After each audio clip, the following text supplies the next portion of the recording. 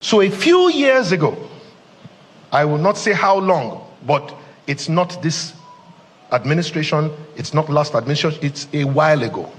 Let me just leave it at that. Pastor Paul likes to tell stories, so I'm telling story today. I was approached by, I got a phone call, and it happened to be a man of God in Abuja who called me to say, fella, there is an opportunity that I want you to explore. In fact, let me be clear with you. You have already gotten it. So I said, okay, what is it about? He said, we want to run a program called on ethical leadership. And when we did some kind of vetting, we said we were looking for three things. Number one, we're looking for somebody who has experience and expertise on ethical leadership.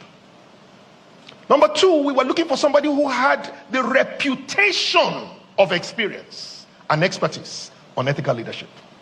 And the third one was that we were looking for somebody who had the capacity, are you ready for this? To run an ethical leadership training across 774 local governments in 8 weeks. So the person must have an army of people, trainers, that can train in 50 local governments at the same time on Monday and Tuesday, and then 50, those people will now move to another local government and train 50. So therefore, in 1 week, they would have trained 700 local governments.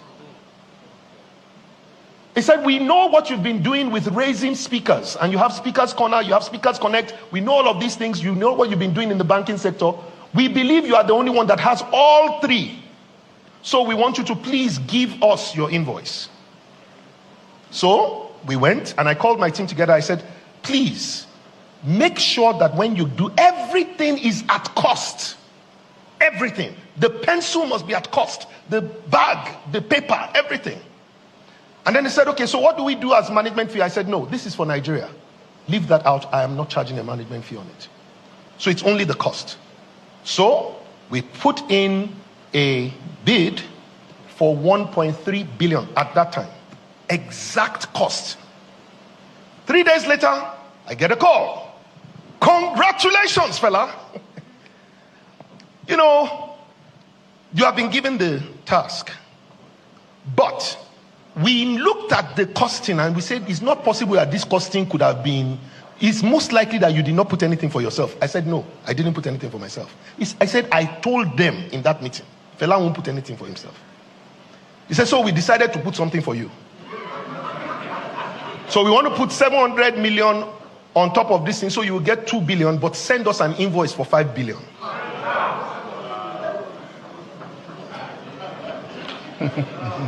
And we need that invoice in the next 3 days before they close the account of the for the year. I said, I'm sorry, I didn't hear you. He said, what is it that you don't understand, fella? We said, send it in so that we can quickly process it for you. It's already allocated to you, don't worry. I said, but sir, I thought you said this thing is ethical leadership. He said, yes. I said, but if already we are doing ethical leadership and we are already inflating price, then what are we teaching? He said, fella, please.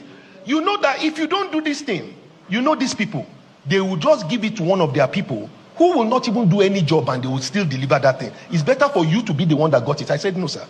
The gifts and the callings of God are without repentance, but the blessing of the Lord maketh rich and addeth no sorrow. He said, there's no sorrow to this.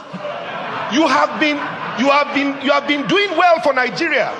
It is time for Nigeria to do well for you. I said, no, sir. I'm sorry. Long story cut short, I had to turn off my phone for 3 days at one point. He was calling me every 30 minutes. At one time, I turned off my phone. Pastor Kojo, what I didn't realize was that 3 months later into the new year, I saw on page 4 of a newspaper, 4 people in the presidency arrested by EFCC for stealing 425 million naira for ethical leadership program. Jesus Christ. Now, please listen to this. Listen to this.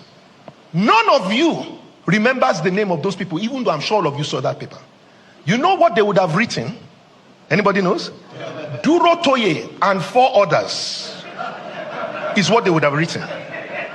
And if they had written that, I promise you that I will not be sitting in this chair several years later. What is the point that I'm making? You have to come to the point where you value your values to the point where nobody can offer you anything. Only your values can help you turn down what looks like an opportunity to be corrupt.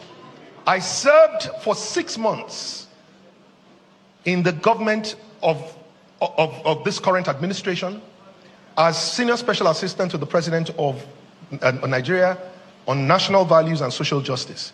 We developed a national plan. I did not charge 1 kobo. I did not accept 1 naira as payment. I did not accept official house. I did not accept official car. And when I got that, when they called me for that opportunity, the gentleman said to me, it's been very difficult to get your letter out. I said, why? He said, because there's no way they can hold you. You don't have, you are not collecting a salary. You are not collecting an official car. You are not collecting official house. So there's nothing to threaten you with. So I want you to know, sir, in those 6 months, I met many people like me. I'm not special. I'm not holier than thou. There are many people that are making this country work. They are called heroes. And they are people who have values, who have left their nation, left their family to serve Nigeria. But it is their values that are at work. Sir, when we have the right values, there won't be corruption in this land.